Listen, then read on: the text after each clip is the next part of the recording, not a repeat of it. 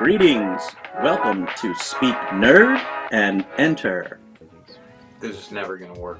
So I was riding on the wagon, and when I fell off, it turned out that I fell off face first into a thresher, and that's how I got this haircut. Welcome to Speak Nerd and Enter. Nice. You be the judge. I thought he was going for a Fargo thing. Kelly. What? Let's talk about your list. Go ahead. All right. Who has it up in front of him? Mark, do you have it? I have it. I do have it up. In no particular order. Kelly's right. number one movie, I think we can just skip right over Big Trouble in Little China. Yeah. I think that was on No everybody's objections. list, right? That was on whose list? Was that on each of our lists? Probably. Yeah, I don't have all of our lists in It front was of me, on but mine. it's on mine. Yeah. Yeah. That's it. Kelly, Right. was it on yours? I could take it off. All right. Yes, So- I think we all agree that is an amazing movie, and if you haven't Yeah. seen it, run, don't walk. Yep. Yeah. Number two, possibly a surprise for some people, Jojo Rabbit. Yeah. Kelly, why did this make your list and at so high a position? I'll tell I- why it was on Kelly's list. What? No, I think the movie hit a tone. No, I think the reason it's on his list so high is because of the juxtaposition of Juxtaposition? yeah. I want everybody to just remember that little slip as they Great. listen to These the rest of were Mark's English critiques. language back Don't then. you- Holy cow. Don't you hate it when that happens? I keep forgetting the English word for it. I don't even know if that's a word in any language. Yeah. Yeah. So what were you saying, Kelly? Why is that one? No, you guys want to make jokes, so screw it. Oh, We we made made a joke about jokes. it. I hear what I don't We're even know. done I haven't now. even seen the film. Oh, are we Oh, at no. the part of the podcast where jokes are no longer allowed? Yes. Well, I mean, we're at the part where they have to be funny, which is I mean, we've unusual. got Rich on the podcast, so Right. Yeah, we're at the part where Rich is talking now. So Or not talking, as the case may be. No, why is it on the list? Look, I know it's another Nazi, war film thing, and I remember Stephen Merchant talking about this. He said, yeah, we all get it. The Nazis are bad. Why do we need another movie? But as he was reading through the script, he kind of got the point of what was trying to be conveyed, and I like it. I like that this is a sort of the story between the kids that are involved in the movie and the evolution of the thought process and how they view the world around them and things like. There's just a lot packed into it that when I left that movie, I was like, this was an intellectual exercise, and I appreciate it on that level. Okay, man, I'm unfamiliar with this film. I've never seen it. So for can real? you give a brief overview of what it's about? Yeah, so there's a little boy who has an imaginary friend who is an imaginary Hitler, and so so he's part of the Hitler Youth, and then Makes sense. it's his sort of story through that part of that view of the war, going through this with like an imaginary Hitler telling him things to do, and then how he becomes disillusioned with that. His mother right, is and he's also a believer. You know what I Yeah. mean? Like he's all in on the Hitler Youth and all of that. Yeah, and so his mom is actually hiding a young Jewish girl in the attic or crawl space, and so it's that aspect of it, which is really interesting. And Stephen Merchant in there playing the Gestapo or one of the Gestapo officers. Yeah, like I was said, excellent.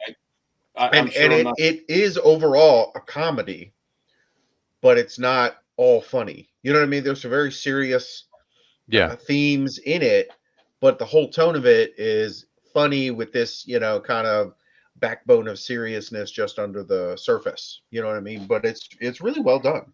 yeah. And when I look at it, and just how it's shot, the scoring, the scripting, I mean everything, the casting, it was all really well done. Very good. Yeah, Jojo Rabbit's it's a good movie. It didn't get nearly as much play, I think, as it should have. And the acting in it I thought was very good. The kid was great. Yeah. And the girl in the attic, she was really good. Scarlett Johansson's in it. The dude from, he's been in all kinds of stuff. Green Mile, Moon, Charlie's Angels. He was in, what is his name? I can't remember Which guy his are you name. talking about? The one who was in charge of the training for the kids. Oh, right, yeah. And then I can't remember his name. his He's been in sidekick so much from stuff. Game of Thrones, right? Yeah, Alfie Allen. He was in. Yeah. He was in there as well. Oh, what's her very good. name? Scarlett Fat Amy Johansson. from those other movies. I forget the actress's name off the top. Yeah. Now I can't. Yeah, I know. remember her name. Yeah, I know. who you're I'm talking drawing a about, blank on a yeah. couple of You're the doing names. great. Yeah, it's got a lot of stars in it. You know, It like does. you don't really think about, but it's not about them at all. No. Like No. they get lost in the roles. Right, It's nice. right. It's nice to see them for a little bit. You're like, oh, hey, look, so and so's in there. But the ones who really, really take the show are the ones you don't know about. That girl, the kid, Yeah. his best friend is awesome in there. Yeah, You know, that was just great. You know, yeah, it was really well done. Really well done. Which is, odd because, what is his name? Taika Waititi. He'll do something that's quite good, quite interesting, and then, man, just totally whiff on something like Love and Thunder, and it's just frustrating sometimes.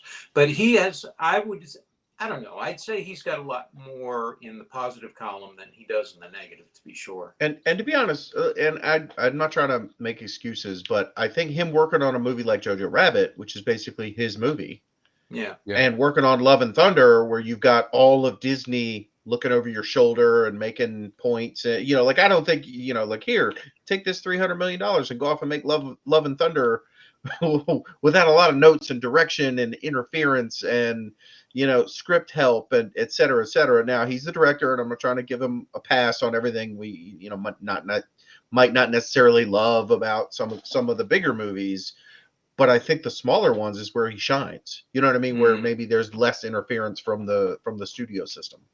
Yeah, I agree with that. I know it was great and you guys haven't, I don't think you guys have seen it, but Flight of the Conchords was just wonderful. That was a wonderful series. Rhys Darby and just really well done. I love that show. That show is so funny, man. Okay. If you guys get a chance, just so you know, watch the one where he dates an Australian. That was so good. But anyway, what else is on the list there? All right. At number 3, Joe versus the Volcano. Amazing movie. Love that movie. Amazing. Yeah, I do too. It has been so long since I've seen it, I almost have no memory of it.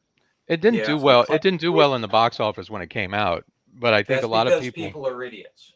Well, yeah, because I think a lot of people go into it and they see Tom Hanks and they think X, and it's not that. It's like when I went to Saving Private Ryan, I had no clue. I hadn't watched a preview or something, and I remember when Mark and I went to go see that. Yeah. And I'm like, He was expecting Splash. Yeah, no. Is he drowning? Do we have to get a lifeguard? Right. Daryl Hannah, after the assault on the beach, is all washed up on the beach there. Oh, if only she would have come out. If only she would have come out of one of those transports. It would have been glorious. No, I remember after the first 20 minutes after that opening bit in Saving Private Ryan, Yeah. I leaned over and said to Mark, I was like, "This isn't funny at all." It wasn't. Meanwhile, I was laughing uproariously at all of it. When he rolled the guy over and tell him it's not. Oh, give me the phone. Cat. Oh.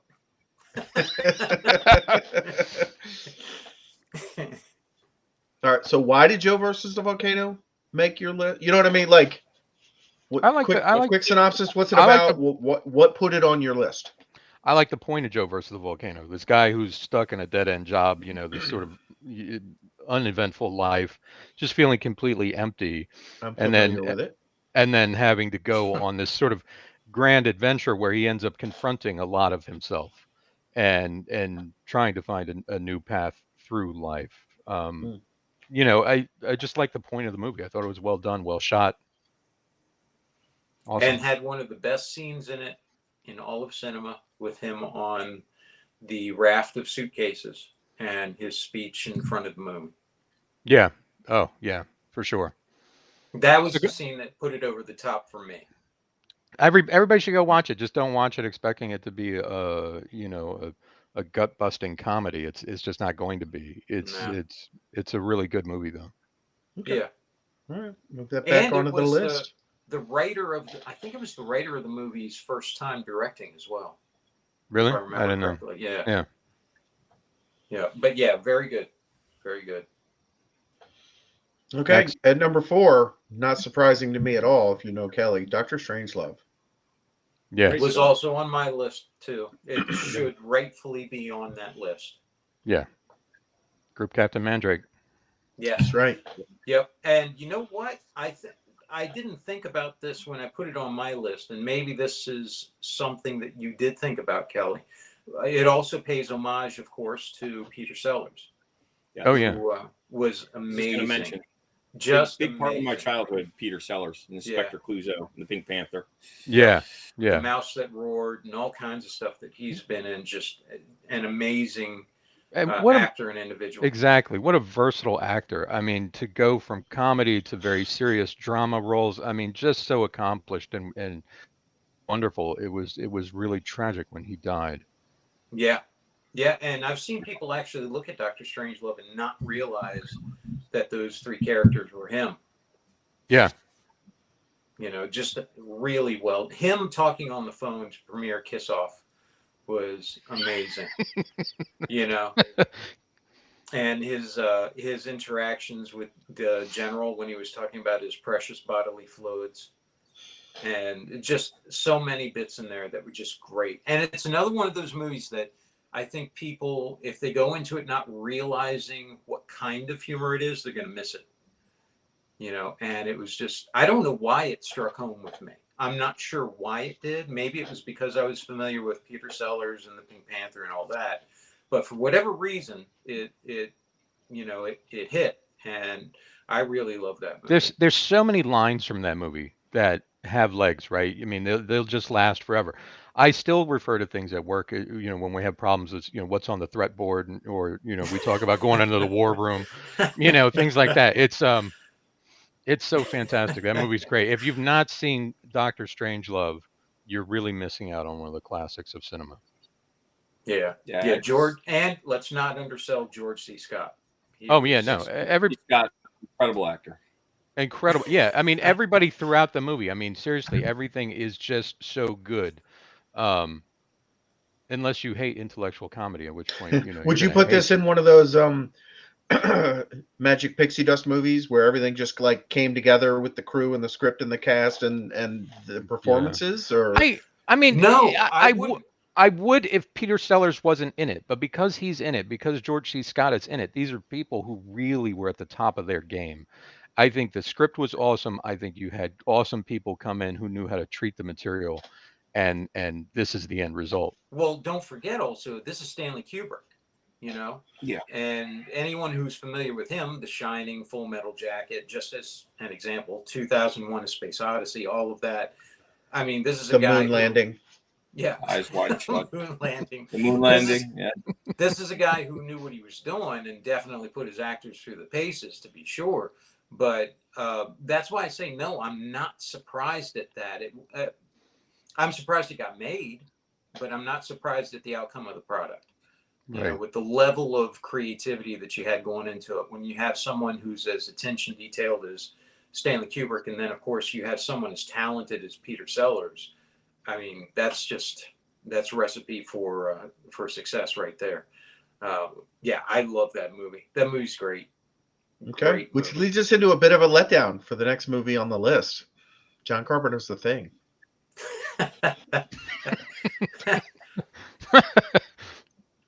Yeah, I don't. What do you expect me to say about that? It's Yeah. The best thing about this movie, and the reason it should be on everyone's list, is Wilford Brimley. I agree. Right? He carried Like, the in film. fact, other than the oatmeal ads, or was it the it was like the oatmeal ads and the Remo Williams who was in that crazy movie. Those are the only things. Like, this is all I really remember him in. Is this Really? one? It blots Cocoon. everything else out for me. Wow. Wasn't he in Cocoon? Yeah. Yeah. Yeah, like he was, but like Cocoon, he wasn't the star of Cocoon for me. I was just I hated that movie. yeah, like I saw it, but Bunch of old people swimming Why in don't the you all pool. die? Kelly hates the Gutenberg. That's why. Wilford, it's interesting to me, you know, Wilford Brimley, his character in the thing, when he's doing the examination on the alien corpse, on the alien autopsy, and he takes the pencil, puts it Yeah, in his mouth. the eraser. Yeah, sitting there He's pointing like- at it. You know what we got here? It's like, oh, Yeah. come He's on, like, man. Come on. I know. I'm pretty sure they knew about that back in the 80s. Come on. Ugh. this is artificial. I was like, It's not a dog. His tongue's gonna start feeling funny. Tastes a bit like Tang.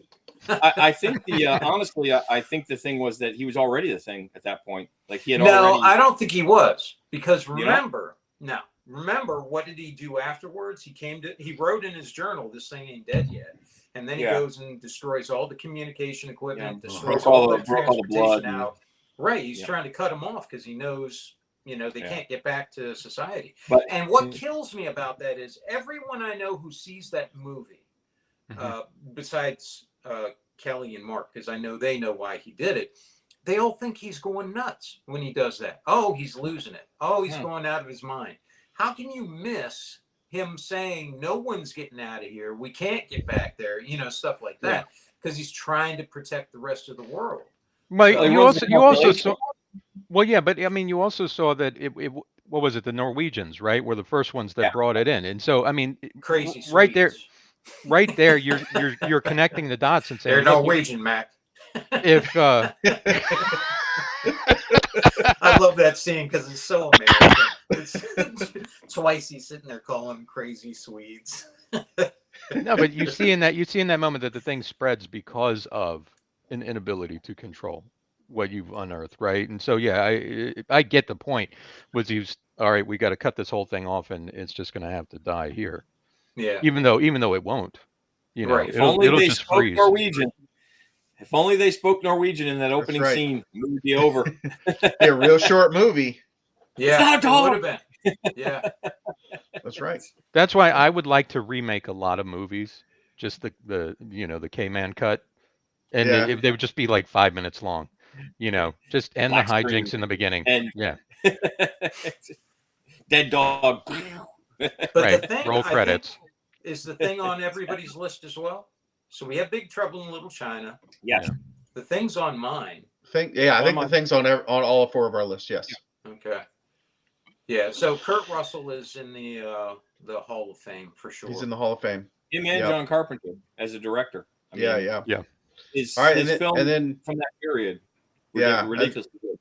and so moving on to number 6, we've already talked a little bit about Saving Private Ryan. Yeah. Yeah, Yeah. like this could easily have been on my list as well, but we only It have wasn't. 20. Yeah. But it You wasn't. had to save space for Lost. I had to save space You know. for Lost The in Matrix and for the masterpiece And that Lost was in Space. Space. yeah. I think I And also I'm starting to regret my choice, but it's still there for a very specific reason. And Just your you know what? favorite movies. It's one of my favorite movies, but it's not to say that this isn't either. But No. man, that You know, opening 20 when- minutes. Whew, Look, when you're weighing them out, and you're like, Lost in Space, Saving Private Ryan. I you mean, that's gotta- Joey from Friends. It is. And what message are you going to pass? He's going on to edge to out Tom coming Hanks 9 generations, times out of 10. Lost in Space. Is it more important to know about D-Day? Come on. Do we Hey, need to it's- know any more about Mark picking Lost in Space was just promoting STEM, where he was just like, we don't need more Nazi movies. Right. We all You know get what it. We need Nazis bad. some feel good science fiction Yeah. and Going for his family diversity, drama. equity, and Like, inclusion. there's not enough movies about families. He Yeah. wants that Hollywood. DEI money. That's right. Not enough forgettable sci-fi movies with generic robots and forgettable Based on a TV series from the stars. 60s. Right. Yeah, there's not enough of those. We got enough Nazi movies. Yeah. So, I mean, who needs another saving- one of those? Yeah. Saving the world. So- So what? What was it particularly about the, Get over yourself. let me ask Well, you what- about this movie and let me ask you about this movie and discard Lost in Space for the time being. So what was it specifically about Saving Private Ryan that you liked? I know what I liked. And about why was it Vin Diesel?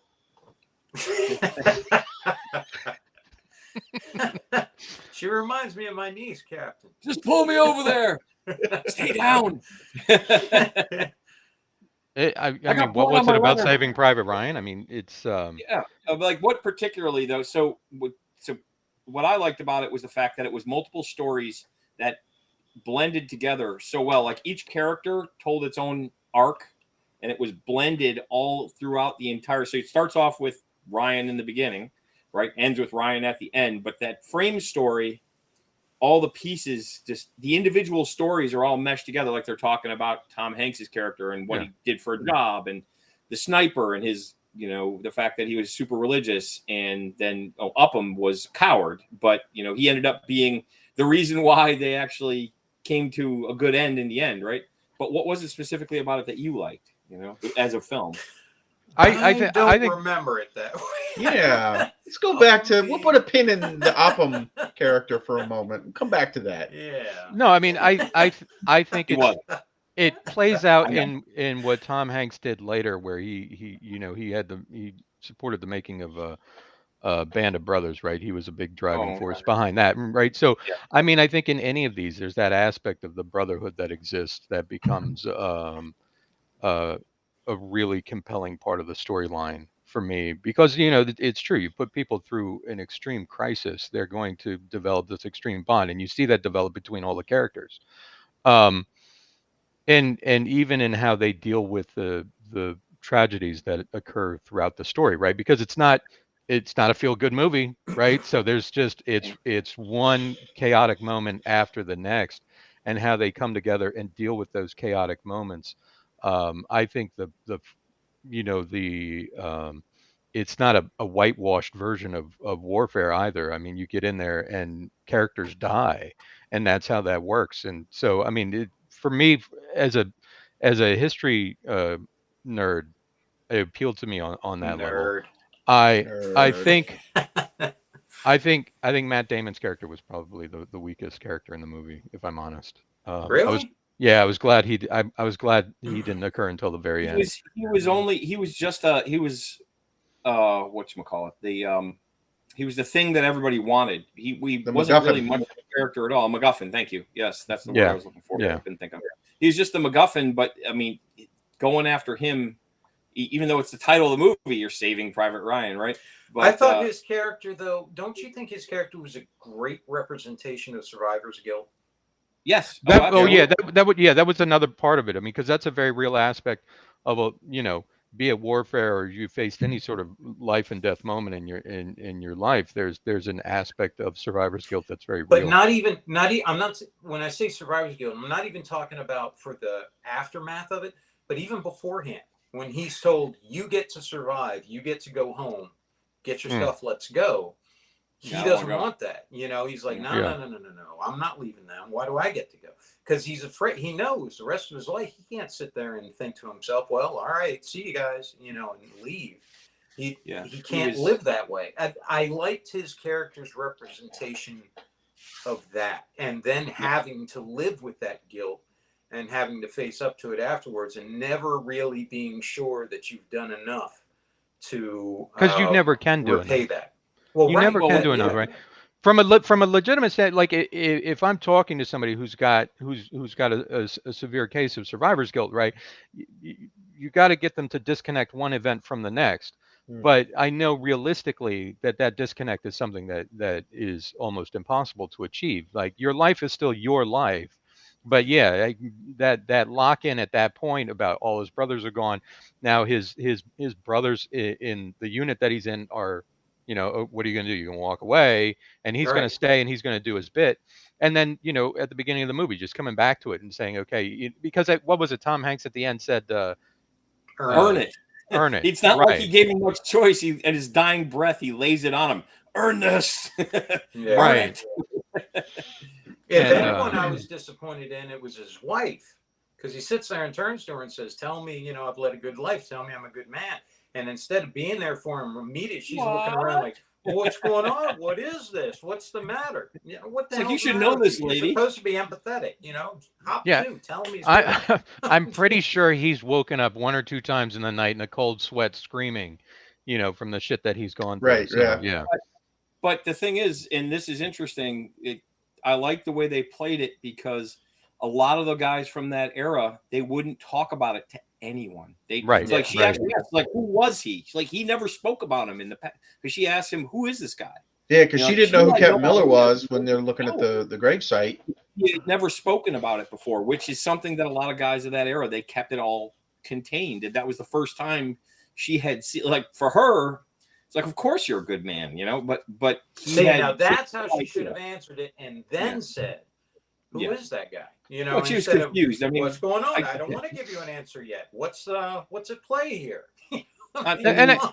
And I think it's clearly an issue even for people today who are serving in some sort of conflict. I mean, because you cannot verbalize what that experience truly is like, because nobody can fathom exactly what Yeah. that's like. Yeah. Anyhow, Yeah. next. Now, Next. as for the Upham thing. I was joking. Okay. Oh, All right. mhm. Yeah. I'm not an idiot. Actually, I will say this. Or I did you really like how forget they he handled was some of the not the tropes pilot? of the different like war movie characters. Like Ryback, you just knew that was one lucky bastard, and he was going to survive the entire war unscathed. You know what I mean? Like you looked at that, and yeah, you knew that the other guy was a coward, and he was gonna make it through the war unscathed, but damaged from his lack of action. And so of the few survivors, like I really like, they didn't come out and say it. They're like, here's a lucky rabbit's hook hanging around this guy's neck or anything, but you just kind of knew from the way the whole thing went that he was going to make it through, you know. And of It course, was so shitty that he had to live with what he did. You know, it's like, Yeah. oh, now he's going to punish himself. But I mean, honestly, with that character, he might not. He might just, you know, you don't know what happens to him after. He might have just said, well, you know, Why whatever. does everyone, Come you back. know, I've noticed now there's two movies on the list here where people totally misunderstand a scene. The Wilford Brimley scene and then the sniper scene in So comparable. so comparable in Saving Private Ryan. And Which Saving one? Private the first Ryan, one or the? I'm getting second ready one? to tell you. In Saving Okay. Private Ryan, when Vin Diesel, which is his character's name, is Okay, on the that one. ground after being betrayed by that little French girl, Mhm. the sniper is collaborator. sitting there. The sniper is Oh sitting my there God. with his sights on Little Vin bitch. Diesel, sweeping around and going back to Vin Diesel, right? I hear everybody say, "Oh, no, don't shoot him. No, right?" He's not doing that. He's waiting for someone to come out and try to help him. come on, That's get the him. reason he left him alive. Why does nobody understand? I don't get how people don't understand that. Because They're they're dumb. trying to leave him there Because to they- draw others out to shoot him. You Because know? people aren't trained as military snipers. That's why I didn't shoot him in the head. You know? I don't know. It It would seems pretty seem- common sense to me. Although Yeah. one time at work, back when Xboxes were very difficult to acquire, like they just come out, work comes to me and he goes, "Hey, we're trying to do a demo on kind of state of the art computer graphics," and it was a thing like afterward. They're like, "Can you get a couple of Xboxes for this demo?" And so I begged, borrowed, and stole a couple of Xboxes, and they bought me a couple of controllers and a couple of games, and one of them was a racing game, and the other was one of the Call of Duty games. And to kind of show, right? And so you got all these like older dudes in their 50s and 60s were like, you know, running around bumping into walls and stuff. But anyway, you know, one of the guys like gets up in a window and he's pointed down this little road, And that was and before people they walk played up the and see game. this pile of bodies on the road, and they were like, "Oh, what's going on?" They walk right out, and the sniper would shoot them. And like 20 minutes of this, they keep walking into the road, and the pile of bodies is just getting bigger and bigger. And I'm just like, wow, you guys really don't get this, do you? If you see a pile of bodies, maybe don't walk out there, you know? That's a clue. So, yeah, that's a clue. That's why in the game, remember they had the mechanic, you could go out there and save somebody. Mhm. No Yeah. one would run out there to save you. It'd be like, "Hey man, crawl over this way. Come on, you're almost here. You Come can get make me, come get me. Nah, it." No. you'll respawn. It'll be fine. Reminds me of the time Drew did that to Robbie when we were playing Gears of War, right? Oh, I remember that. And Robbie got knocked down, and Drew just said, "Okay, come on," and just wouldn't save him. Let Robbie die. Remember, that's because Drew was pissed at Robbie for. He was. He was pissed at him for something. Robbie did something Existing, goofy. yeah. No, he did something goofy, and it ended up getting Drew killed, and so Drew slayed him slowly and tortuously. Mhm. One Yeah. of my favorite moments in that game, though. That was Yeah. awesome. Yep. That All was. right, time to move on to number Yes. 7 on Kelly's Next. list, The Pianist. Yeah, another war movie. Yeah, really great Another movie. Though. Nazis are bad movie. Yeah. No, it's a really interesting movie because it tells the story of a Jewish pianist, concert pianist, um, and how he survived the war. There was a point where he was moving from building to building to try to survive, and um, he was found by a German officer, and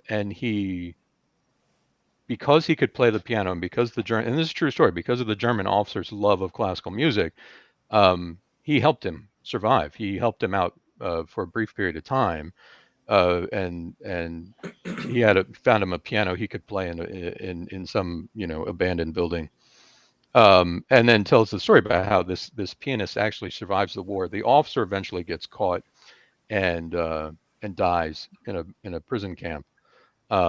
But yeah, this concert pianist survived the war, and went on to have a rather successful career in music. But it's a phenomenal film. I suggest people watch it. Remember, you should watch everything on my list because I don't have a list where anything's disappointing. Oh my God, me neither. Number 8, Casino Royale with Daniel Craig. Now, Best that one James I- Bond that one I since thought Roger was an Moore, according to interesting- Kelly. I thought that was an interesting pick for you, Kelly. I did. Really? Yeah. I thought it Was this the first Daniel Yeah, Craig that was one? the It first was. one, Okay. yeah. That's the first one. I think yes. it was one of the better Bond movies made in recent history. I am joking about Roger Moore being one of the better James Bonds. He certainly did a number of the films and was certainly memorable, but He was definitely a James Bond. Yes, we can all yes, agree on that. yeah. But no, I mean Casino Royale is it's a great action film. I mean it's good. It's got a lot of faults in it. Like I would pick it apart if I was being hypercritical, What? like I do on You most other things. hypercritical? Come on. It But was definitely it definitely captured a lot of the themes that Ian Fleming had in the original book that weren't in the previous movies where they started to get a little campy and stuff like that. right, yeah. Gadget. A little campy. and that's the point I kind of want to make. Like I liked Daniel Craig as James Bond, Yeah. but comparing him to the other James Bonds is almost like a fool's errand because they're different tones of how they're going to tell these stories. You know, yeah, they're the Not campiness really, no, and they're they're kind of, you know, like I don't compare, you know, these early James Bond movies to the later ones. I like the later ones because I prefer that type of storytelling, but I enjoyed the other ones as well for what they were. They're just like, you know, telling the same story. It'd be like having a 60s TV show, but then doing a more modern take of it as a movie with better effects and actors. I You know. will say this in defense of what Kelly just said. It would be much harder for Michael Myers to make an Austin Powers version of Casino Royale as opposed to Roger Moore's Bond. True. Yes. Yeah. It's interesting for me, Kelly, because James Bond was my father's favorite fictional I'm character. I'm glad you continued that statement. Go ahead. So Rich, please. I Father. was raised on James Bond. Yeah. You know, my dad How just did you get when he was a nutrients? kid. Can you guys shut up and let him talk? Jesus Christ. That's the Continue, response. Rich. That's the Plenty. response I was looking for. Yes. Thanks, Kelly, but that's fine. I'm used to it. But when I was a kid, Now that I'm sorry. makes You sense. dropped. All right, stop. You dropped out, Rich. Oh, now he dropped out for that good. makes Great. Look what you've done, Sean. the You emperor- chased him from the podcast. The This- emperor has had enough of his heresy. This podcast is now about bullying and the effects of bullying. Mm, You know. okay, what I think Rich was going to say. Yeah. Tell Yes. me, Rich in absentia is going to go ahead and tell us about it. Go ahead. Today, the part of Rich will be played by the Inquisition. All right. What was Rich going to say there? I don't know. I just was trying to make the joke about being. He loves James Bond because his father loved it, and he was raised on James Bond, and he loves him so much. No, that he fed him James Bond. That's I think right. a lot of us were raised on James Bond. You know, my dad liked James Bond, right? I mean, the Connery films. He Uh, liked the Connery ones. I don't know if he liked the Moore ones. I don't know either, but you know, I mean, the Roger Moore one was where I was, you know, young enough to start to pick apart what the hell was happening. Yeah. Mm. Although I will say, I do love Jaws. Yeah, I love Mm. Jaws, and I was really glad to see him in Happy Gilmore. I don't think that movie made the list. but then after Roger Moore, I mean, the Bond sort of franchise, they kept churning out movies, but I mean, it was one poor actor portraying Bond after another. Yeah. I think Daniel Craig really sort of resurrected the franchise in many ways. And not all of his movies were solid either, I'll be honest, but Right. But it was yeah, a good reset. They were like, hey, you know right. what? Let's tell a more, I'm not going to use the word plausible, but like a more realistic, Gritty. less campy, gritty style of James Bond. And I enjoy those more than the other ones, I think. Yeah. But I love the Yeah. other ones for what they were at the time when they came out, right? It's Right. I think Casino Royale was a really good reboot for that. Real It's good. a Because solid outing.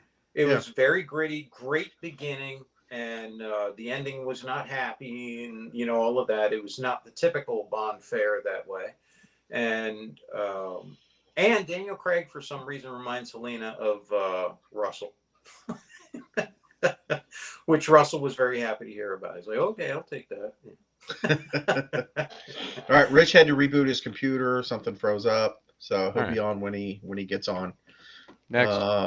I'm sure What's he was up, going to say Doc? something salient. What's up, Doc? Yeah, great. One of the great comedies. Yes. You know, Barbara I have no Streisand and memory of this movie at all. Like, I'm really? not Are even you sure I've ever serious? You seen it. don't? I'll have to look it up on IMDb. Hold on. Are you Go ahead. serious? Barbara I Streisand. don't have a memory of this movie. It is just a phenomenal comedy from beginning to end. I mean, just classic. And it handles the comedy well. It doesn't seem to overpower itself. And it does it they never lose the reins of it. They've reined it in and they drive it home so well. A great cast. I mean, just fantastic. If you've not seen it, it's just a really good comedy. It was Ryan Okay. O'Neal, right? Yeah. Yeah. Wow, Ryan Barbara O'Neal, Streisand looks so young. she does. It was her 1972 first. is when the movie came out. Yeah. It was her first movie. Was it? And Okay. Yeah. Yeah. She did a phenomenal job. Ryan O'Neal as the bookish, bumbling kind of, professor guy. Really great job. Real great job. And it was an homage to the old Cary Grant, hmm Katharine Hepburn. Who played his movies. fiancee? What was her name? I forget. Oh, now that you said what's her face from Blazing Saddles? What is her name now? I can't stand that you Madeline said that. Kahn? Now I can't. Madeline Yes, Kahn. Thank you. Okay.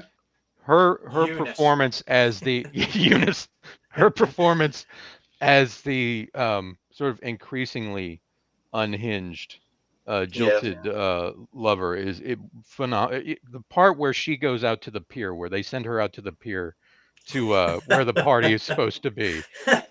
I mean, Madeline Kahn is a comic genius. Rest She her is. soul. Yeah. She is. She is one of the funniest people. When I hear people say women can't be funny, I immediately think of Madeline Kahn and think, no, you've got a number of them who are very, very good at it. And Yeah. she was one of the best, man. And she could go from the domineering, fiance wife kind of thing, all the way to, the burlesque kind of comic version of the German femme fatale and Blazing Saddles and Right. then High Anxiety and all. Just so much stuff. Yeah. She could do. Just really good. And this was one of the best, Mark. If you haven't seen this one, I really do love that one. Okay. And No, it's- like I may have seen it back when I was a kid, but I literally have no memory of it at all. Like some of them I Yeah. were like, oh yeah, I vaguely remember this one. So I may not have ever seen this. I'm gonna I'll definitely add that one to the list. And See it it. look, and when I say it was in the style of the Cary Grant, Katharine Hepburn kind of movie, it was that rapid fire, conversational Kind of of back thing. and forth dialogue. Right. Yeah. Yeah. Yeah, And very Quentin really good. Tarantino. Yeah, there was a lot of cussing and No, but the tempo, I do think this sort of movie is where he got right. bit of Yeah, the and influence. yeah, You know. because he's yeah, I can see that. So and that's What's Up, Doc. And then I just Mhm. looked up the number 10 on your list, which is Adrift, which I know I haven't seen. Which is what? Adrift.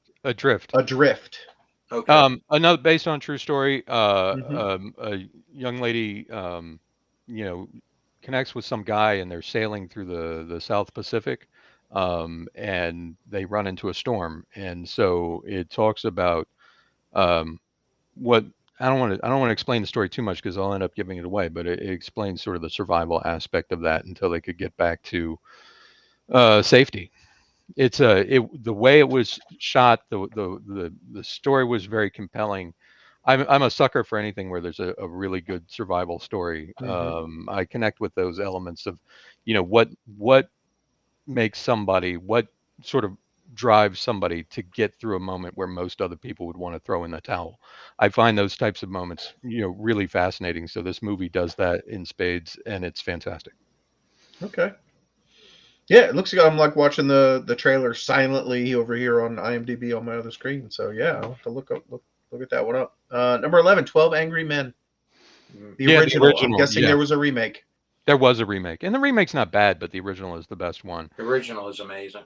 And again, it's the psychological interplay between 12 guys sitting on a jury trying to decide the fate of some young kid who is facing the worst moment of his life, and dealing with the prejudices and the socioeconomic issues of where people are positioned in life and their thoughts.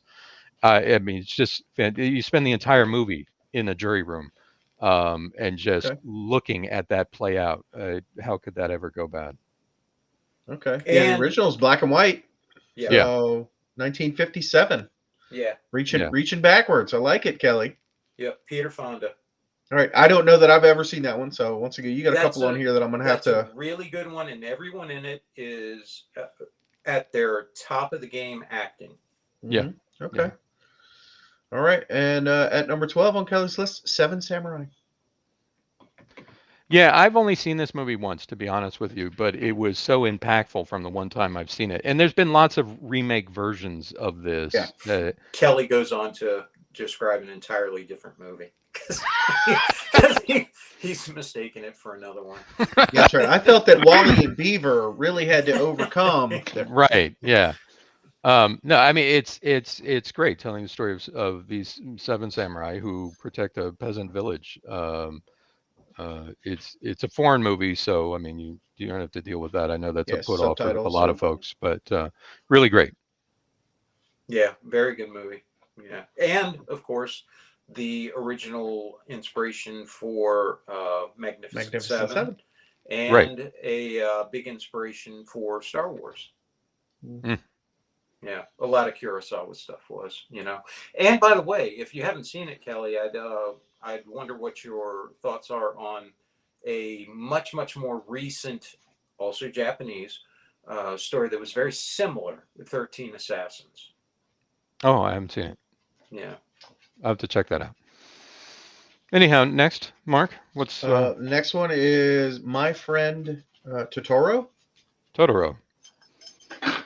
Yeah, it's this is a classic. There's a lot of people who love this movie for a lot of different reasons. It tells the story of these two little girls growing up in the Japanese countryside and running into Totoro, which is like I don't know how to describe Totoro, like a spirit type creature. It deals. I mean, there's so much of the movie that actually delves into aspects of Japanese culture, but it tells the story of these little girls. Sort of just dealing with life and running into this spirit that lives in the woods. It's really good. I actually talked about it with my girls because the reason this movie's on the list is because I watched it with my girls when they were growing up, right? And we all love the movie. We all love the character of the Totoro, but we were sitting around the other day and I was like, what's the movie actually about? That is an odd perspective, Rich. You look like a Liefeld drawing. Yeah, I had to go to the potato. I had to go to the Live potato drawing. cam. Computer so- crashed pretty hard, so I went to the phone cam. Gotcha. Anyhow, My Friend Totoro is a fantastic movie from a fantastic director who's got a Miyazaki, yeah, very good. it's Yep. All right, I absolutely feel phenomenal. like entries 7 through 12 is you're just trying to show off all these movies that you've seen that I haven't. This is my intellectual phase or something. All right, stop it. Stop it. Let's go to number 14 to one I can actually talk about, and that is Unforgiven. How dare you have this sophisticated taste in movies? you Unforgiven was They're not lost in space. That's for sure. bastard. Unforgiven was a nod to the common man who hasn't seen the more intellectual films on my list. No, Unforgiven, and I think a lot of people share this idea, right? It's sort of the completion of the spaghetti western characters, the man with no name, and there's just nobody who does western films better than Clint Eastwood. You look at Clint Eastwood and it just screams, western gunfighter, because that's where he really came into his own in the acting genre. I know he's been in other things, but there's no fault in this movie that I can find. It's just phenomenal, start to end, and it's one of those movies that's that slow cook to the end, right? Mhm. Yeah. The payoff is that end where you get to see who William Money really is, or who he has the potential to be, even though he doesn't want to be that anymore. Yeah, that's an amazing film. Yeah. Gene Hackman, Morgan Freeman. Yeah, everyone is at the top of their game. English Bob and the what's the dude who plays the journalist who's like writing the story. Like everybody in there is bringing it. So Yeah. Yeah, agreed. and William Money is the man with no name. There's no doubt about that. The talk of his history and all of that. He definitely. Every time I see a Western that doesn't have Clint Eastwood, I think to myself, "You're just not him." It's just not quite as good. Now, the only one that I don't think that with is, of course, Val Kilmer.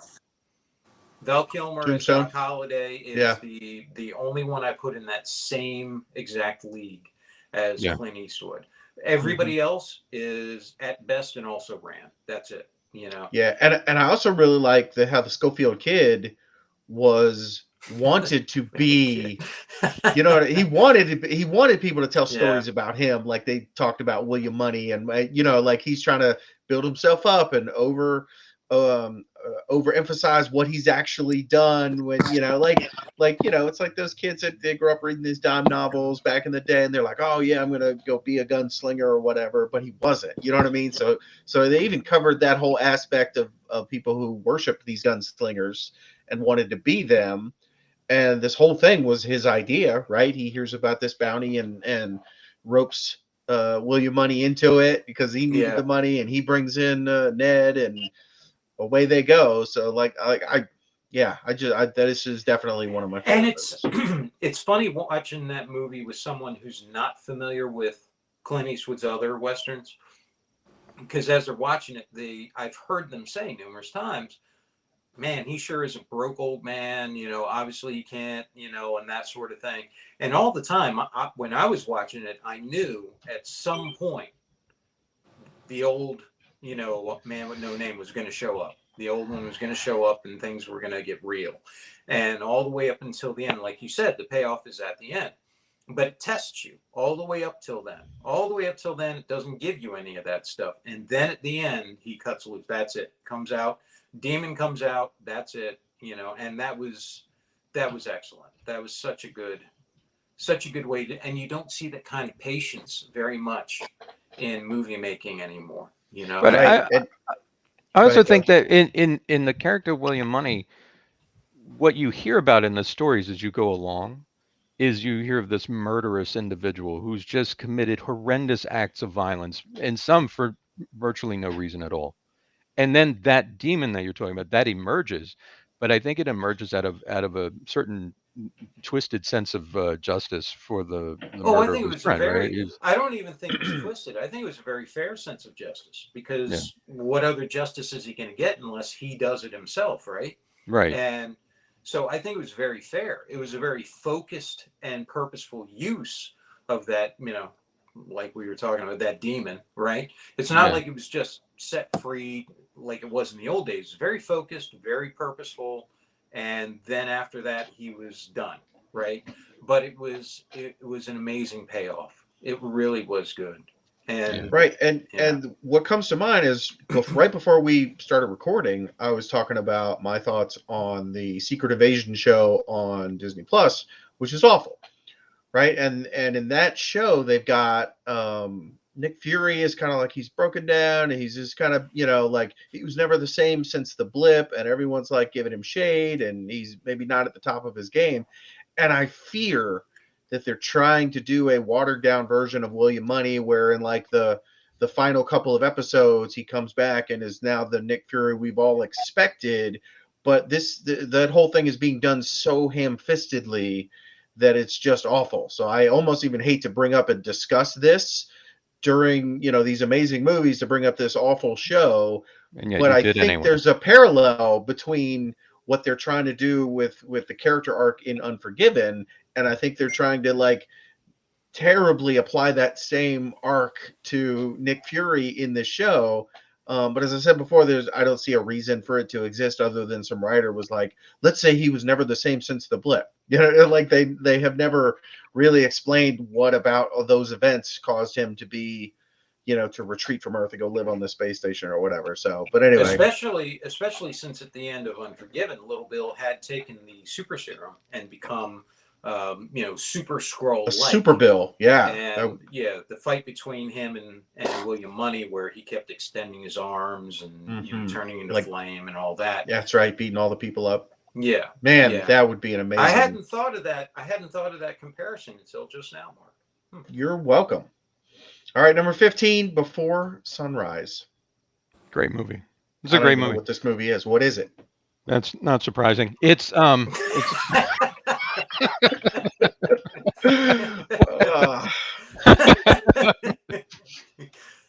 it's more of a romance drama movie. It tells the story of the young man, young woman who meet each other while they're in some sort of holding spot in their travels through Europe, and it just tells the story of them across one evening as they sort of walk through the city together. Just two people getting to know each other, and it's a phenomenal film. If you haven't watched it, Mark, go watch it with your wife, and then thank me later. Okay. Yeah. Done and done. All right, here we have number 16, one of the only movies that doesn't have Nazis in it on Kelly's list, Glory. It's a great movie. I mean, what's not to like about the movie? Telling the story of the. I'll tell you the one thing I don't like about Glory. Matthew Broderick? No. I love Glory as a movie. Mm-hmm. Okay. The only thing that bothers me about it is that they put a scene in there where they whip, Denzel Washington Trip, right? They whip him, and everybody gets pissed at that. Everybody's upset, but he did this. He was, he used a whip on him, and all that stuff. None of that happened. They say based on a true story and all of that. Here's a guy who went out of his way and gave his life for his men, wrote to it, and they read a lot of his letters, his actual letters, and how he felt about it and his responsibility to them and what he was willing to give because of what they were willing to do. And, that he got buried with his men and that in the mass grave and all of that. And his parents left him there because it was such an honor. They felt it was an honor to him, being buried that way. And I thought, man, what a slap in the face. Can you imagine sitting there, up in heaven? I don't know if I agree with that, man. You're looking down. Wait, I didn't do that. No, but see, I don't know if I agree with that, because I think it is a reality that people have to come to terms with. I mean, based on a true story doesn't mean it is the true story. Right. But he's not the one No, that I'm with Kelly on this one. What's I that? I think he didn't. He did. He's not the one that whipped him either. But in the movie, No, that's done by somebody else. he's the one who said, "Go ahead, Sergeant. You proceed, Sergeant." You know, Sure. and all. But that never happened. The character didn't exist. I That understand you that, know, but let's forget about the history for a second and talk about the movie. So in the movie, this black regiment didn't get equipment. They didn't get anything. This guy sneaks off to find some boots or something, gets caught, and they're like, he was a Yeah. deserter, and they whip him. Yeah. And on the one hand, when they take his shirt off and he's already got scars from having been whipped before, now Yeah. we're examining the evils of slavery, right? And he's like one master is like another, where he's Yeah. not crying out in pain, he's whatever in that one tier. Like that was a very powerful scene in the movie that Right. then leads us to him understanding he wasn't running away, he was going to find some boots. And that's when Shaw gets some backbone and basically goes smacks around the quartermaster like, you're going to give me what I need or else, because I got a whole freaking regiment. I'm an officer and you're a grifter. And so like that scene is pivotal to how that unit becomes a functioning fighting unit. So yes, he may not have done it, but it showed growth in the character and it pushed the plot forward. What more do you want from a scene? A guy who never would have done that, who would have been aboard at the idea of doing that, being shown. Let me stop you right there. He was not abhorrent about military discipline, and that's what it was. It wasn't I'm going to whip this guy because he's black. Military discipline was like if you're caught, deserting, this was the punishment. Whether it was a white guy or a black guy, that punishment would have been the same. That's what I'm saying. At that time in history. Yeah, but it never happened. Don't care. Sean, right, I don't care. We're not watching a documentary. I don't need it to be 100% historically accurate. But the guy who went out of his way to do the right thing, who really, really went out of his way to do the right thing and died with his men, to then have this. I know if it was me, I'd be upset. I'd be, wait a minute. I never did that. I never would have allowed something like that. It never happened that way. Why couldn't you tell the story as it actually happened in that sense and stop making me seem like an insensitive jerk? For all the reasons that I just said. Because you wanted the story to be decent and everybody to get pissed at this guy who never did it. Nobody got pissed except you. That movie came out like 30 years ago, and I've never heard anybody upset about that scene except Sean's straw man friends. No, I've seen his straw man friend. I've seen no, look.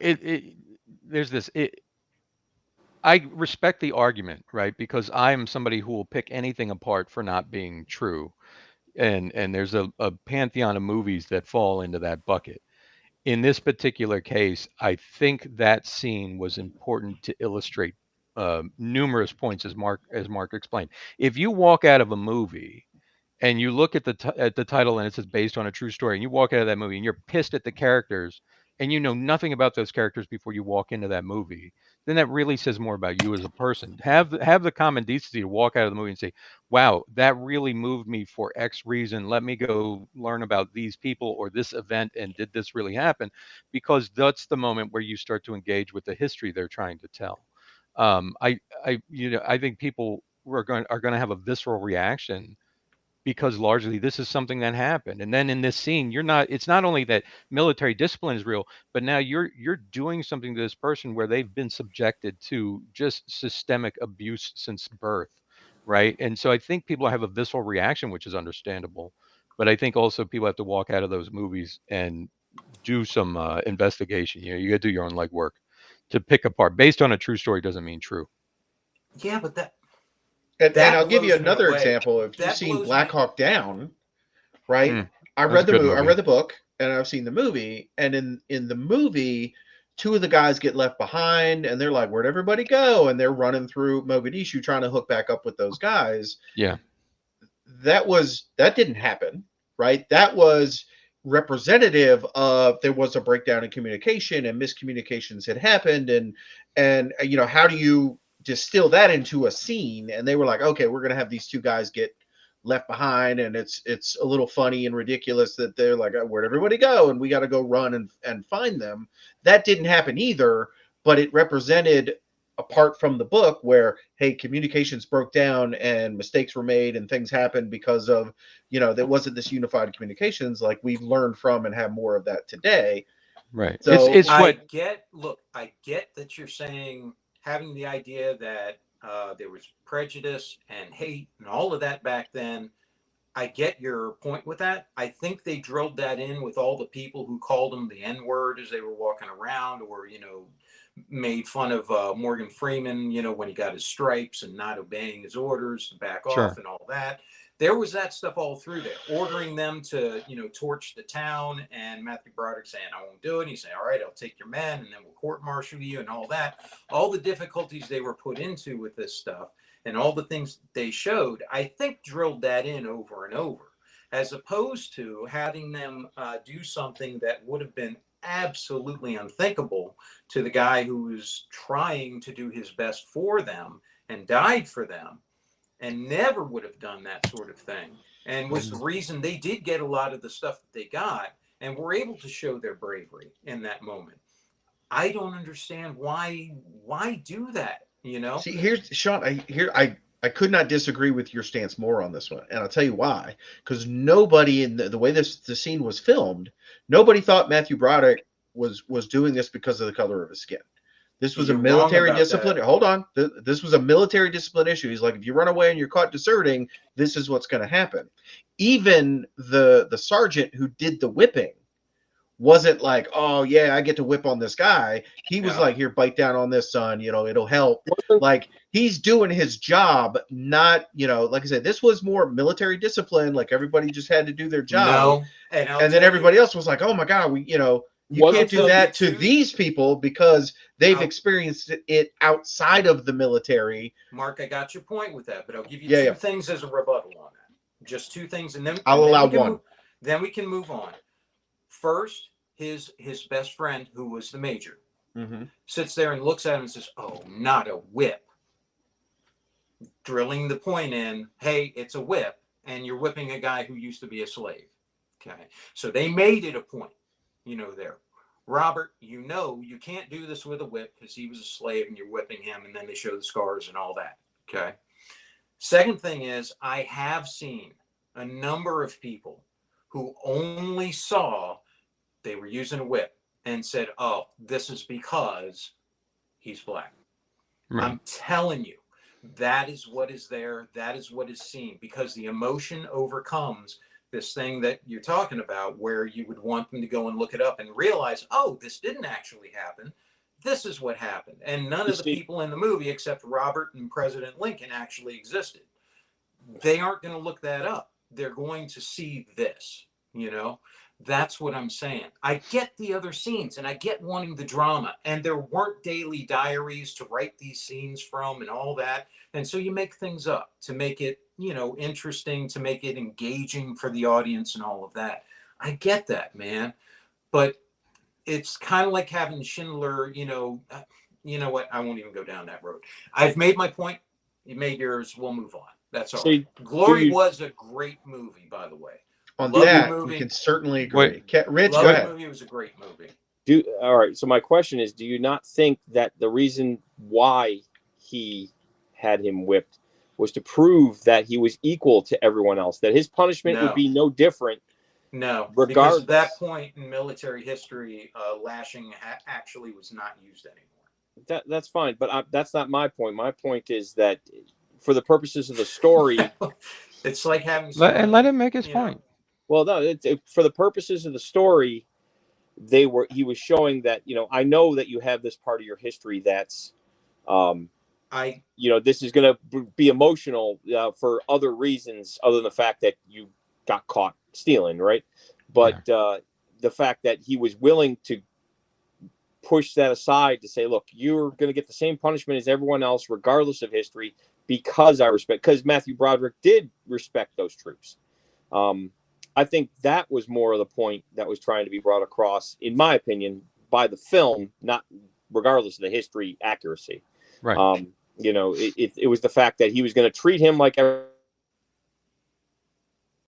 Every time. God damn it. No, I know what he's going to say. He's going to Yeah, treat him like anybody else, white, black, Chinese, whatever, and they were going to be whipped in accordance with the regulations as military law required.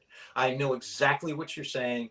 It wasn't part of military need because it wasn't in the regulations at that point anymore, and it never happened, and the person didn't exist, and so the scene was put in, especially with the major leaning over saying, "Not with Robert." So that they could make this turmoil in there for the audience about something that shouldn't have been there for a guy who died. Now we got an echo. Yeah. Right. Well, Right, as let's for your move other on. point about people who get so fixated on the whip that they forget all of the other things, I think that those are more emotional. Yes. What's the word I'm looking at? They're not critically looking at the movie as a movie. They're focused on the one part. And these kind of unsophisticated moviegoers are exactly the kind of people that would have Lost in Space on their list. So very true. And they can be dismissed outright. So very true. On that, That's right. Number 17. This one probably should have made my list, but it didn't. And I'll tell you why in a moment. Last of the Mohicans. Oh my God, yeah. Love this Wow. movie. Yeah, that movie's easily. I mean, there's elements of making this list when I sat down to do it that are so difficult because there's so many movies that belong in the if we're thinking about it in the top. And I tried to disassociate myself in that, saying, okay, what's just movies that I like to watch? What if this was on, would I stop and watch it? Yeah. And Last of the Mohicans is not only one of the movies that's just a favorite to watch, but I think it is one of the best movies ever made. Just such a compelling story about. And by the way, I have seen a number of historians who say, even though it's not, a true story, it is period accurate for, setting, because it was all shot in, Eastern Carolinas, United States. Right. And tactics and all, it was very period accurate. And yeah, very well done. It's that typical Michael Mann thing where he takes the time to try to do it right, to try to get as much in there correct as he can, and then add in, his own flavor to it or his own drama to it. Sure. But yeah, I love that one. I love that one too. Very well deserving to be on a list like that. And also a great score to the movie. Yeah. Great character development, great acting. Yeah. Great action. By the end, man, you really want Magua to die. Daniel Day-Lewis as an actor, I mean, any of his movies could largely be on a list of top 20, right? He's just phenomenal as an actor. Yeah. From everything, from the one where from Lincoln to this to Gangs of New York. Yeah. My Left Foot. Yeah. In the name, what was it? In the Name of the Father. Just all kinds of stuff he's done. Yeah. Just phenomenal. Yeah, phenomenal guy. I can't think of anything I've seen him in that's bad, but I don't know. Maybe he's done something like that, but yeah, just really good, really, and so versatile. Such different characters. Many times, if you didn't know it was going to be him playing that part, you might not even recognize him. They're just so different in their attitude. He's one of the actors, by the way, that does that whole thing, at least as far as I understand it, where he stays in character, that kind of, or There Will Be Blood. That's another one. Wow, the end of that movie was intense. Something, wasn't it? But for him, I'd say mostly I would say that's kind of pretentious, but for him, hey man, it's working wonders. You're being a bad influence for other ones because I guess they think they can do the same thing as you. But you're special that way. Yeah, I agree. Wonderful movie. What's next, Mark? Let's see, Gettysburg. I love that movie. It is wickedly long, so I think it's off-putting to a lot of people from that. Yeah, that was one of the only ones I've seen with an intermission. You know what I mean? Like it literally is like at the movie theater. They're like, okay, go to the bathroom, get some soda, some snacks, whatever. Come back in 15 minutes. Yeah, so my dad used to work at the Army War College in D.C., and I went to work with him one day and actually got to talk to one of the military advisors to that movie, and we sat down and talked Civil War history quite extensively. It was really enlightening. It was a great opportunity. There's just so much of the movie that I think was done well. I think it's a fairly accurate portrayal of the events at Gettysburg, which is one of the really deciding moments of the United States as a country. Um, like I say, it's shot really well. It's very, very long, but pretty accurate, and really tells a story of oh hell, his name just escaped me. Um, Colonel Chamberlain. Is that his name? Chamberlain? Hang on, I gotta look it up. And his moment where he led his men in a charge down Oh, It's Charge. Little Round Top. Oh, to, okay. Yeah, that one. Yep. Oh, Yeah. yes. Which was one of the significant turning moments of the conflict. he was played by what's that actor's name? What's his face? Was it Daniel something? Daniel I Day-Lewis. can't remember. No. I know who you're talking about. 1993. Was it the guy from? I can't even remember that. Nah, it doesn't matter. Yeah, I remember what you're talking about. Yeah, Joshua Chamberlain is the guy that I'm talking about, right? And so, yeah, when he led his charge down the Little Round Top, which caused the Confederate forces to go into retreat, was Yeah. one of the pivotal turning moments of that conflict. And he won the Congressional Medal of Honor for that. And what a fascinating character of history to actually go and study. Didn't he teach himself Latin or something? Yeah. Yeah. And had a significant career after the war, and actually attended every reunion right up until he died. He eventually died of injuries he sustained Yeah. That day. in the war. Yeah. So, yeah, really good movie. Really long though. Probably off-putting for a lot of folks on that regard, and I wouldn't blame you. It's Takes kind all of one day. you put in while you're puttering around the house or doing some other things, and then you can. Well, it's one Yeah. of those. It's one of those movies that kind of.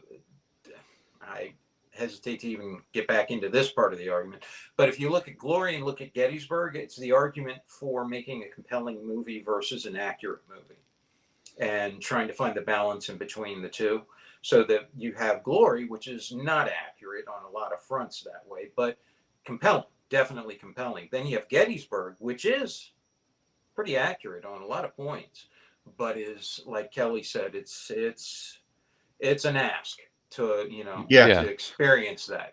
See, my thing is every year on my birthday, I sit down to watch movies, and Gettysburg used to be in the regular rotation of that. Is that at least once a year I'd sit down and watch that movie. It's just it's really good, and it's one of the few things where I actually read the book that's behind the movie. Yeah, I mean it's phenomenal. Anyhow, next. All right, The Shawshank Redemption. It's Shawshank. just really good. Another It Morgan is. Freeman movie. Yeah. Morgan Who- Freeman, Tom Hanks, Kurt Russell. Who's And the guard? I The- think. Huh? What the guard? guard who we also like. Clancy Brown. Yes, Clancy Brown. I saw him on a on another podcast, or where he was in an interview, and they were asking him about his favorite scene from the movie, and he said anything where Morgan Freeman was talking. I think Morgan Freeman really sort of changed cinema with his narration there. But he said, I guess maybe the scene where I killed the fat guy, where he beat the fresh fish, right? And he said, funny story is, I actually worked killed with him. that actor again on another show, and I killed him in that show too. So, The producer was like, "You did such a good job in this movie. We want you to do it again." They should, Yeah, they should give him like a Hollywood ribbon, like you would have on a uniform with a star on it. The Clancy Brown killed me uniform. I think this movie, like others on my list, again, I really get into sort of the psychological aspect of why people do the things they do, or how they survive certain moments, right? And so, being in the Shawshank prison, it's really like, how do these people survive? It's really horrendous series of events, and then how do they escape out of that with any sense of humanity? And I think that's That's part of the compelling storyline here, and you're never left with any sense of what really happened in the murder that sent him to prison. But everybody makes up their own bit about that, and I like that too. That there's this undone, sort of unneat portion of things. I think it makes it a more compelling You story. don't think they tried to tidy that up with the Elvis kid?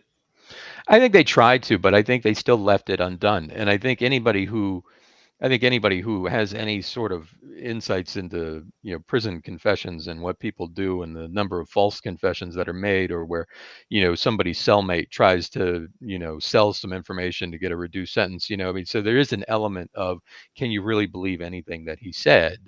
And they certainly pushed it hard, but you are still left with, you have no certainty in the case, who did what.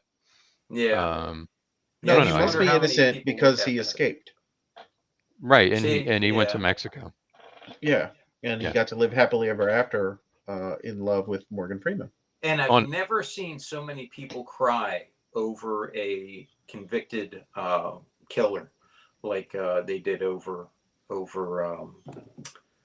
was the old man's name? Yeah, the dude who hung himself. Yeah, I can't remember his name now, but yeah, him. Yeah, Brooks. Yeah. Yeah. Well, I think it's tragic, right? I think They did a beautiful job. You talk about writing a scene Yeah. or a series of scenes, a character arc.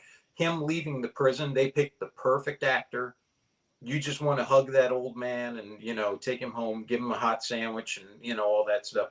And him just talking about waking up scared and all that. I mean, they did a beautiful job. with because that. I think it was excellent in removing sort of the criminal past of any of the characters. So now you have to engage with these characters as the human beings that they are.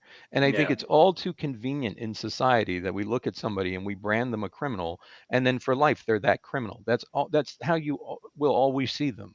But Yeah. behind that conviction, behind that moment of infamy, there's a human being that exists. And I know some people out there are probably going to argue about this point, and that's fine. Argue away. You're Well, not each talking to one me, is an but individual. Each one's an individual case. But I mean, your point with this is valid. The Yeah. guy's been in there 50 years. He's obviously not going to be the same person coming out as he was going in, or at least the way he was portrayed in the movie. He definitely wasn't.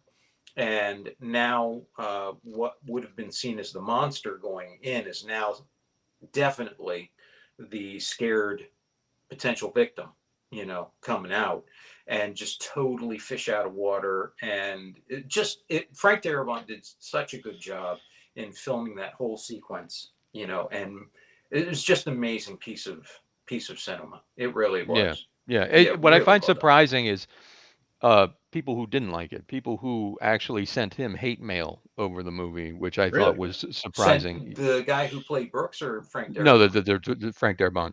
Oh, Saying that they hated it, and going at length as to why they hated it.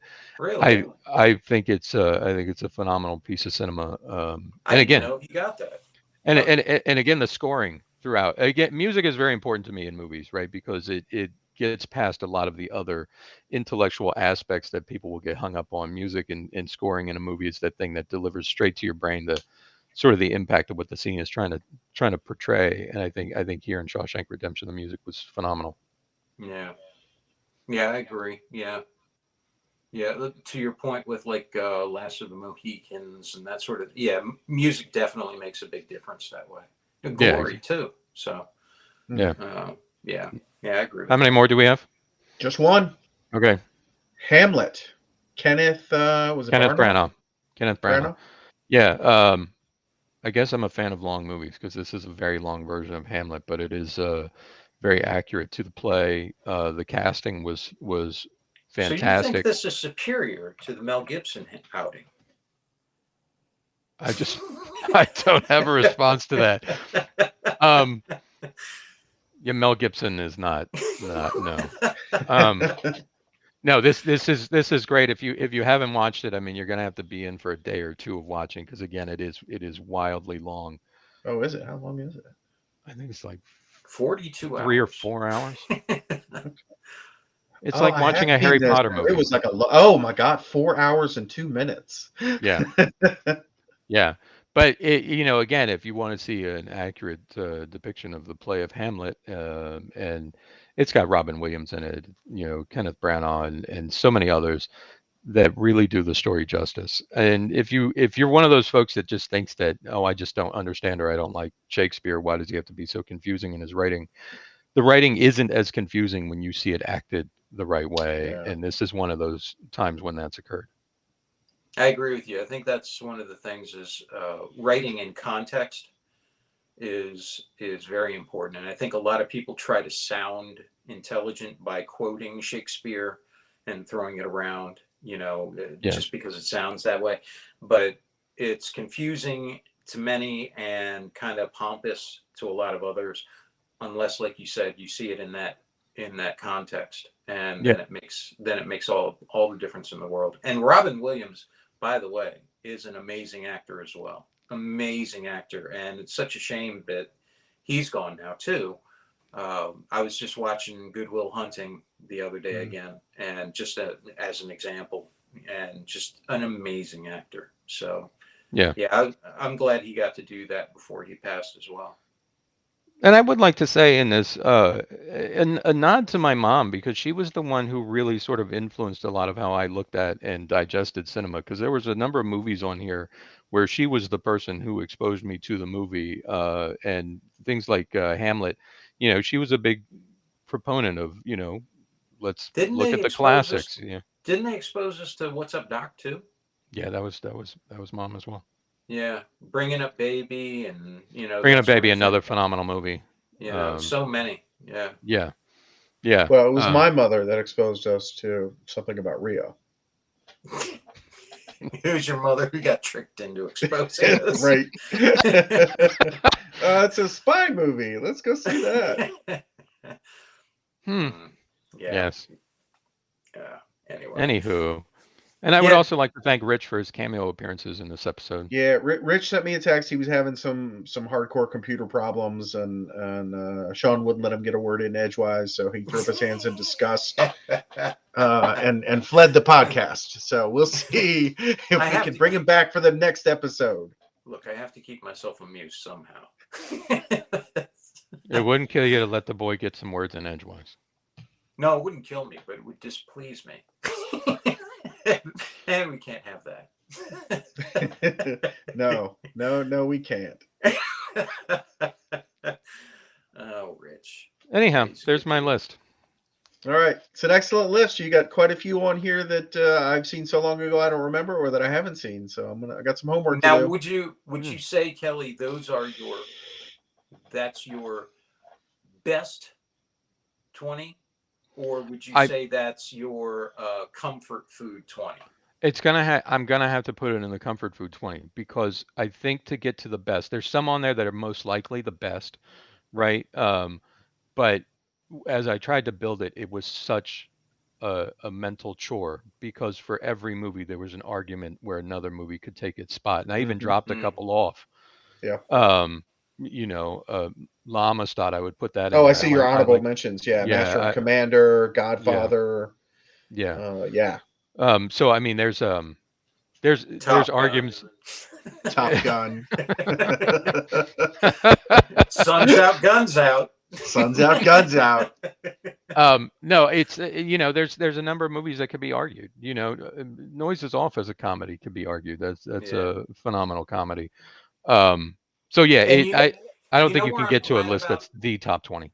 You know where I'm glad about that, Kelly? You know where we've had effect on further generations that way is when Megan was talking about movies that she likes a lot, and she had Murder by Death and Noises Off on that list as well. Nice. And I was gratified by that. I was like, oh, that's awesome. That's awesome. Another generation with that same, exposure, that same taste. That's kind of cool. Murder by Death is fantastic. I don't know if it holds up as well over time. I watched it recently. I will tell you what holds up out of there is Diamond, the character of Jack Diamond. His is amazing. I don't care how old Peter it gets. Falk. He is amazing in that movie. He is. Yeah. He's worth the price of admission, just all by himself there. Yeah. Yeah. And David Niven and others. David Niven's amazing, also of Pink Panther fame and all that. But yeah, just so many good movies that way, and movies that sadly you'll never see that type again. Right. Right. But yeah, Noise is Off is another one that I can just, and that didn't get very good reception when it came out. I don't know that people have the patience for some things that are put out in cinema. And what's unfortunate is because cinema is driven so much from the corporate side of things, if something doesn't get that attention, then they just start pushing out and churning out the same droll crap that they've been putting out before, and everything's dude, where's my car? And I'm just, it's unfortunate because at the end of the day, what that turns into is like what we've seen with Disney and what they've done with the MCU and what they've done with the Star Wars franchises. And those could have and should have and deserve to be different than what they are. Yeah. And they're just not. Meanwhile, we get like 18,000 iterations of Fast and Furious. To your point, Kelly, I'll just say this real quick because I know we're running up on our past time. We're way past, yeah. Way past time. We may need to break this into two, but screw it. Make them sit through it like Gettysburg. I saw an interview with the guy. I saw an interview with the guy who wrote My Cousin Vinny. Right? Yeah. And he was talking about his choice to play Vinny, and he wanted De Niro to play Vinny. And he went to the studio and they said, who'd you have in mind for Vinny? He said, Robert De Niro. He said, the guy he was talking to does this business. He goes, oh, okay. The problem is he's a great actor. His movies don't make any money. And so they wanted somebody else. And thankfully, he was able to get Joe Pesci in there. Okay. And it worked out as it did. But to your point, Kelly, that is what it's about. And I get it. You got to have money to keep the lights on and all that. But man, you lose out on things like Awakenings or, Oh man, I was just thinking about Awakenings. You lose out on those gems that how many weren't made. Right. Because of something like that. And that's why in my book there's movies and there's films.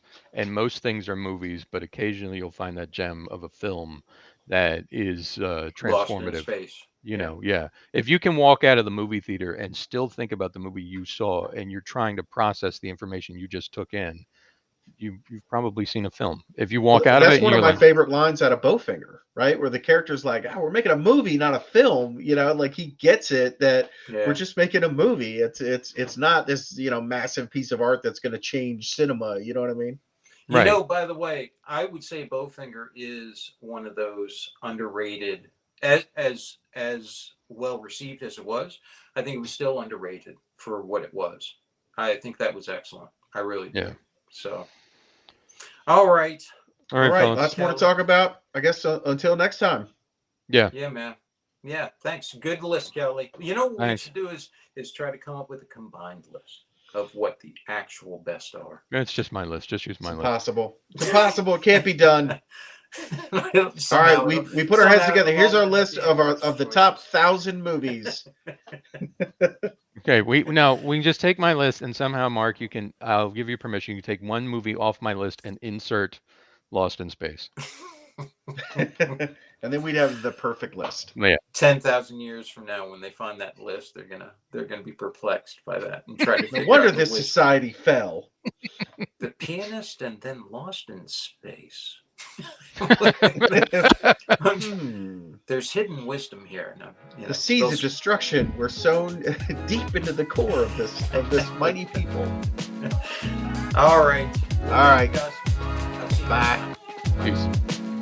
This concludes our Speak Nerd and Enter broadcast.